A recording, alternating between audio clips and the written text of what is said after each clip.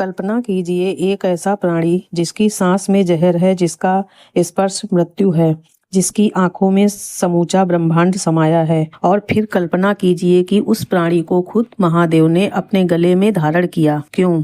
क्योंकि वो कोई साधारण सर्प नहीं था, वो था वासुकी नागों का राजा। वो सर्प जिसने एक बार अपना पूरा शरीर रस्सी की तरह दे दिया ताकि देवता और असुर मिलकर सृष्टि को बचा सके। वो राजा जिसने असहनीय दर्द में भी मुंह नहीं खोला। वो भक्त जिसके बारे में खुद भगवान कृष्ण ने गीता में कहा, सर्पों में मैं वासुकी हूँ। लेकिन दोस्तों, वासुकी की कहानी सिर्फ समुद्र मंथन तक नहीं रुकती। उनकी कहानी में एक कठोर तपस्या जिसने शिव को पिघला दिया, एक श्राप जिसने पूरी नाग जाति को तोड़ दिया, और एक ऐसा त्याग जिसे तीनों लोगों ने याद रखा। क्या वासुकी सिर्फ एक सर्प थे या एक दर्शन, एक जीवन सत्य? आज की इस यात्रा में आप जानेंगे वासुकी की वो कहानियाँ जो ग्रंथों में दबी रह गईं, वो सच्चाइयाँ जो आपकी अपनी जिंदगी से सीधी जुड़ती है। तो बने रहिए हमारे साथ, क्योंकि यह सिर्फ एक कहानी नहीं, यह उस राजा की गाथा है जिसने खुद को मिटाकर दुनिया को बचाया। दोस्तों, सबसे पहले बात करते हैं वासुकी की। कौन है? हमारे पुराणों में, खासकर महाभारत, विष्णु पुराण, शिव पुराण और भागवत पुराण में वासुकी का उल्लेख बड़े ही आदर और श्रद्धा के साथ किया गया है। वासुकी महर्षि कश्यप और उनकी पत्नी कद्रू माता के पुत्र थे। कद्रू को सर्पों की माता कहा जाता है। उनके गर्भ से हजारों नागों ने जन्म लिया। शेषनाग, वासुकी, तक्षक, करकोटक, पद्म और भी अनेक, लेकिन इन सब में वासुकी अलग थे। अपने शेषनाग का नाम जरूर सुना होगा। शेषनाग जो भगवान विष्णु की सैया है, जिनके फन पर पूरी पृथ्वी टिकी है। शेषनाग ज्येष्ठ थे, सबसे बड़े, लेकिन वासुकी नागराज थे, नागों के राजा। वो जो काम करते थे वो नाग शेषनाग ने किया, न किसी और ने। अगर शेषनाग शक्ति और धैर्य के प्रतीक हैं तो वासुकी त्याग और भक्ति के। शेषनाग विष्णु की सेवा में है, वासुकी शिव के गले में है। दोनों महान, लेकिन दोनों के रास्ते अलग, दोनों ही कहानियां अलग। वासुकी के बारे में ग्रंथों में कहा गया है, उनके पास एक अद्भुत नागमणि थी जो उनके मस्तक पर चमकती थी। इस मणि की रोशनी इतनी तेज थी कि अंधेरे में भी पूरा नागलोक जगमगा उठता था। उन्हें 9 फनों वाला भी कहा जाता है। हर फन एक दिशा का, एक शक्ति का प्रतीक है। उनकी आंखों में एक अजीब सम्मोहन था। कोई भी उनकी आंखों में देखता तो उसे अपनी गलतियां खुद याद आ जाती थीं। वो न्याय के राजा थे, ना कमजोर पर अत्याचार करते थे, ना शक्तिशाली से डरते थे। लेकिन उनकी सबसे बड़ी पहचान थी उनकी भक्ति। वासुकी नागलोक के राजा थे। नागलोक यानी पाताल लोक का वो हिस्सा जहाँ सर्पों का साम्राज्य था, जहाँ रत्न माणिक्य थे, भरे महल थे, जहाँ नाग कन्याएं नृत्य करती थीं, जहाँ ज्ञान की नदियाँ बहती थीं, और जहाँ वासुकी न्याय और प्रेम के साथ राज करते थे। उनके दरबार में कोई भेद नहीं था, छोटा नाग हो या बड़ा, सबको समान न्याय मिलता था। एक उनकी महानता थी, यही उनका धर्म था। लेकिन दोस्तों, वासुकी की असली कहानी की शुरुआत होती है उस तपस्या से जो उन्होंने भगवान शिव के लिए की थी। बहुत पहले की बात है, जब नागलोक अभी बसा था, जब वासुकी अभी युवा थे। वासुकी ने सुना था शिव के बारे में, उन महादेव के बारे में जो तीनों लोकों के स्वामी हैं, जो भस्म लगाते हैं, जो शमशान में रहते हैं, जो मृत्यु से भी नहीं डरते। और वासुकी के मन में एक इच्छा जागी, मैं इन्हीं की सेवा करूंगा, इन्हीं को अपना सब कुछ दूंगा। वासुकी ने तपस्या शुरू की, कठोर, बहुत कठोर। वासुकी हिमालय की गुफा में बैठ गए। ध्यान में उन्होंने भोजन त्याग दिया, जल त्याग दिया। ओम नमः शिवाय। दिन बीते, महीने बीते, साल बीते। जंगल में तूफान आए, बर्फ गिरी, धरती कांपी, लेकिन वासुकी नहीं हिले। और उन्होंने शरीर पर दीमक चढ़ गई, लेकिन वो नहीं हिले। उनके चारों ओर जंगल की आग लग गई, लेकिन वो नहीं हिले। बस एक ही नाम, शिव शिव शिव। और फिर एक दिन वो पल आया, जमीन हिली, आकाश गरजा, और वासुकी के सामने प्रकट हुए भगवान शिव। जटा में गंगा, माथे पर चंद्रमा, गले में रुद्राक्ष, आंखों में एक अजीब शांति। शिव ने वासुकी को देखा, मुस्कुराए और बोले, वासुकी, तुम्हारी भक्ति ने मुझे यहाँ खींच लिया, मांगो क्या चाहते हो। वासुकी ने आंखें खोली, शिव को देखा और बोले, प्रभु, मुझे कुछ नहीं चाहिए, बस इतना कि मैं हमेशा आपके पास रहूं, आपकी सेवा में। शिव एक पल के लिए चुप रहे और फिर बोले, तथास्तु, आज से तुम मेरे गले के आभूषण बनोगे। दोस्तों सोचिए इस पल को, जो भगवान तीनों लोकों के स्वामी हैं, जिनके पास देने को सब कुछ था, धन, शक्ति, अमरता, और वासुकी ने मांगा क्या? बस सेवा का अधिकार। यही सच्ची भक्ति है, जो मांगता नहीं, जो देता है। और शिव ने भी इसे समझा, इसीलिए उन्होंने वासुकी को ऐसा स्थान दिया जो किसी देवता को नहीं मिला, खुद अपने गले में। आज भी जब आप शिव के तस्वीर देखते हैं, उनके गले में लिपटा नाग वो वासुकी है, आज भी हर पल। लेकिन दोस्तों वासुकी की कहानी यहाँ नहीं रुकती। अब आने वाला था वो दिन जो वासुकी की असली परीक्षा थी। वो दिन जब उनकी जान दांव पर थी, जब उन्हें एक ऐसे काम के लिए हाँ कहनी थी जिसका दर्द शायद मृत्यु से भी बड़ा था। त्रेता युग की बात है। देवताओं और असुरों के बीच हमेशा से युद्ध चलता रहता था। देवता जीतते, असुर हारते, फिर असुर जीतते, देवता हारते। एक बार देवताओं को महर्षि दुर्वासा का श्राप मिला, उनकी दिव्य शक्ति क्षीण हो गई। देवताओं के राजा इंद्र अपना राज खो बैठे, स्वर्ग पर असुरों का कब्जा हो गया। देवता भागते भागते भगवान विष्णु के पास पहुंचे। विष्णु जी ने कहा, घबराओ नहीं, क्षीर सागर का मंथन करो, उससे अमृत निकलेगा। वो अमृत पीकर तुम अमर हो जाओगे, फिर कोई असुर तुम्हें नहीं हरा सकेगा। लेकिन समुद्र मंथन करना आसान नहीं था। मंथन के लिए मंदराचल पर्वत को मंथानी बनाना था, और मथानी के लिए एक रस्सी चाहिए थी।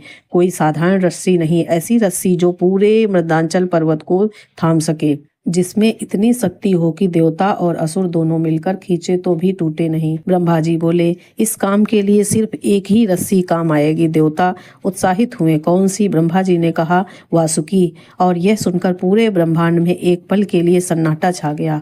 देवता और असुर दोनों मिलकर नागलोक गए। वासुकी ने अपने राज सिंहासन पर बैठे थे। देवताओं ने हाथ जोड़े, असुरों ने सिर झुकाया। बोले, हे नागराज, हमें आपकी जरूरत है समुद्र मंथन के लिए, सृष्टि की रक्षा के लिए। वासुकी समझ गए क्या मांगा जा रहा है। वो जानते थे इस काम में क्या होगा। पर्वत का भार उनकी पीठ पर होगा, दोनों तरफ से खिंचाई होगी, उनका शरीर टूटेगा, उनके घाव होंगे, उनका जहर बाहर निकलेगा। एक पल वासुकी चुप रहे और बोले, मैं तैयार हूँ। मंथन शुरू होगा। मंदरांचल पर्वत समुद्र के बीच रखा गया। वासुकी ने उसके चारों ओर अपना शरीर लपेट लिया। देवता एक तरफ खड़े हुए, असुर दूसरी तरफ, और खिंचाई शुरू हुई। 1 2 3 पर्वत घूमा, समुद्र हिला, लेकिन साथ ही वासुकी का दर्द शुरू हुआ। पर्वत का वजन उनकी रीढ़ पर था, दोनों तरफ से खिंचाव था। उनका शरीर जगह जगह से छिल रहा था, लेकिन वह कुछ नहीं बोले, चुपचाप सहते रहे। भगवान विष्णु ने एक चतुर योजना बनाई थी। उन्होंने देवताओं से कहा, वासुकी की पूंछ की तरफ खड़े रहो।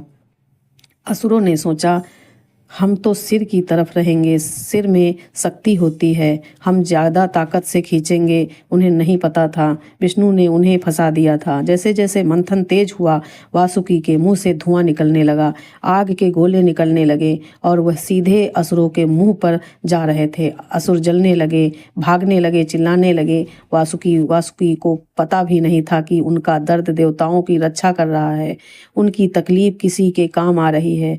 मंथन होता रहा, एक के बाद एक अद्भुत अकल्पनीय चीजें निकलने लगी। कामधेनु, वो गाय जो हर इच्छा पूरी करती है, उच्च श्रवा 7 मुखों वाला दिव्य घोड़ा, ऐरावत 4 सूंड वाला श्वेत हाथी जो इंद्र का वाहन बना, कल्प वृक्ष, वो पेड़ जिसके नीचे बैठने से हर कामना पूरी होती है, रंभा जैसी अप्सराएं जिन्होंने स्वर्ग को सजाया, माँ लक्ष्मी जी जो विष्णु जी की संगिनी बनी, धन्वंतरी देवताओं के वैद्य हाथ में अमृत का कलश लिए। एक से बढ़कर एक रत्न निकल रहे थे। देवता प्रसन्न थे, लेकिन तभी कुछ और निकला, कुछ ऐसा जिसे देखकर देवता और असुर दोनों कांप गए।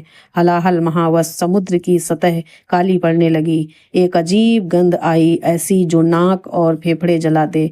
पानी उबलने लगा, पेड़ सूखने लगे, पक्षी आकाश में गिरने लगे, और फिर निकला हलाहल कालकूट। विष, महावश, ऐसा जहर जो पूरी सृष्टि को एक पल में नष्ट कर सकता है। देवता भागे, असुर भागे, ब्रह्मा जी स्तब्ध हो गए और वासुकी अभी भी वही थे, उसी पर्वत से लिपटे हुए। वो भाग नहीं सकते थे। उन्होंने वचन दिया था, उन्होंने उस हलाहल की गंध महसूस की, उनका पूरा शरीर जल रहा था, लेकिन वो नहीं हिले। सब चिल्लाए, इसे कौन रोकेगा? और तब एक ही नाम गूंजा, शिव भगवान। शिव आगे आए। माँ पार्वती घबराई हुई, आंखों में चिंता। शिव ने वो हलाहल अपनी हथेली में लिया, देवताओं के सांसें रुक गईं और शिव ने वो हलाहल पी लिया। माँ पार्वती ने तुरंत उनका कंठ थाम लिया। जहर नीचे नहीं उतरा, वो जहर शिव के कंठ में ही रुक गया और उनका कंठ नीला पड़ गया। इसीलिए महादेव को नीलकंठ कहते हैं। उस दिन से आज तक। और दोस्तों, उस पल जब शिव ने हलाहल पिया, वासुकी भी उनके गले में लिपटे थे। उन्होंने भी वो जहर महसूस किया। समुद्र मंथन का दर्द अलग था, लेकिन अपने भगवान को जहर पीते देखने का दर्द वो और भी गहरा था। वासुकी की आंखें भर गईं। उन्होंने शिव को और कसकर थाम लिया, जैसे कह रहे हो, प्रभु मैं हूँ, मैं हमेशा यहाँ हूँ। और शिव ने अपनी बंद आंखों से वासुकी की उस भावना को महसूस किया और मुस्कुराए। दोस्तों, समुद्र मंथन के बाद भी वासुकी की कहानी खत्म नहीं हुई। एक बार ब्रह्मा जी ने 3 असुर तारकाक्ष, विद्युन, माली और कमलाक्ष को वरदान दिया था। इन तीनों ने 3 नगर बनाए, सोने का, चांदी का और लोहे का। यह तीनों नगर मिलकर त्रिपुर कहलाए। वरदान था कि यह तीनों नगर जब एक सीध में आए तभी नष्ट हो सकते हैं और यह काम सिर्फ एक ही वाण से होगा। असुर अत्याचार करने लगे। देवता फिर परेशान हुए। भगवान शिव ने त्रिपुर नष्ट करने का निश्चय किया। उन्होंने अपना विशाल धनुष उठाया, लेकिन धनुष की डोरी नहीं थी। शिव ने इधर उधर देखा, तभी वासुकी आगे आए। बोले, प्रभु मुझे अपनी धनुष की डोरी बनाइए। शिव ने वासुकी को देखा, मुस्कुराए और बोले, तथास्तु। वासुकी उस विशाल धनुष में डोरी बन गए। शिव ने पास पत्रास्त्र चढ़ाया। तीनों नगर एक सीध में आए और उस एक बाण से त्रिपुर भस्म हो गया। देवता जय जयकार करने लगे और वासुकी एक बार फिर खुशी उनकी नहीं थी, श्रेय उनका नहीं था, लेकिन सेवा उनकी थी और वह काफी था। यह वासुकी थे हमेशा पीछे, हमेशा निस्वार्थ, हमेशा तैयार। दोस्तों, महाभारत काल की बात है। पांडव वनवास पर थे। 12 साल का वनवास, जंगल जंगल भटकना, कभी भूख, कभी प्यास, खतरा, कभी अकेलापन। एक दिन भीम, जो 5 पांडवों से सबसे बलशाली थे, जिनके शरीर में 1000 हाथियों का बल था, अकेले एक घने जंगल में घूम रहे थे। तभी एक नदी के किनारे उन्हें विशाल अजगर मिला। इतना विशाल कि उनके पलक झपकते भीम को अपनी कुंडली में जकड़ लिया। भीम ने पूरी ताकत लगाई, लेकिन वो हिल भी नहीं पाए। जो भीम पहाड़ तोड़ सकते थे, आज एक सर्प की पकड़ में थे। ये कोई साधारण सर्प नहीं था, ये नागवंश के एक महान राजा, जो किसी श्राप के कारण अजगर बन गए थे। श्राप था कि जब कोई ज्ञानी पुरुष उनके सवालों का सही जवाब दे, तभी उनका उद्धार होगा। भीम के पास बल था, ज्ञान नहीं, इसीलिए वह असहाय थे। जब बहुत देर तक भीम नहीं लौटे तो युधिष्ठिर उन्हें ढूंढते हुए वहां पहुंचे। उन्होंने देखा भीम उस विशाल सर्प की पकड़ में है। युधिष्ठिर घबराए नहीं। उन्होंने शांति से उस सर्प से बात की, उनके हर सवाल का सही, गहरा और धर्म युक्त जवाब दिया और उस जवाब से उस नाग राजा का श्राप टूट गया। वो मुक्त हो गए। उन्होंने आशीर्वाद देकर प्रस्थान किया। यह बात जब नागलोक तक पहुंची, तब वासुकी को पता चला कि पांडवों ने उनके एक बंधु नाग को श्राप से मुक्त किया। तो वासुकी का हृदय भर आया। उन्होंने भीम को बुलाया और अपना आशीर्वाद दिया। हर हर महादेव।